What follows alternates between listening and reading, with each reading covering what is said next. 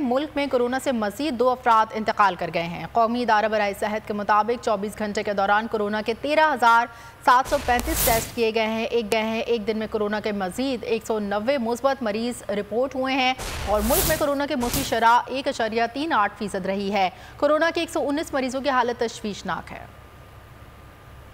मुल्क में कोरोना से मज़ीद 2 अफराद इंतकाल कर गए हैं। कौमी इदारा बराए सेहत के मुताबिक 24 घंटे के दौरान कोरोना के 13,735 टेस्ट किए गए हैं और एक दिन में कोरोना के मज़ीद 190 मुस्बत मरीज भी रिपोर्ट हुए हैं। मुल्क में कोरोना के मुस्बत मरीजों की शरह 1.38% रही है, जबकि कोरोना के 119 मरीजों की हालत तशवीशनाक बताई जा रही है।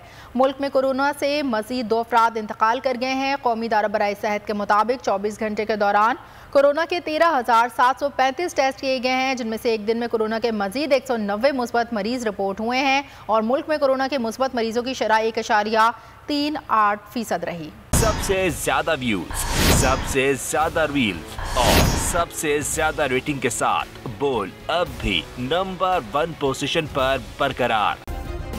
सब्सक्राइब करें और बेल दबाएं ताकि कोई खबर रह न जाए।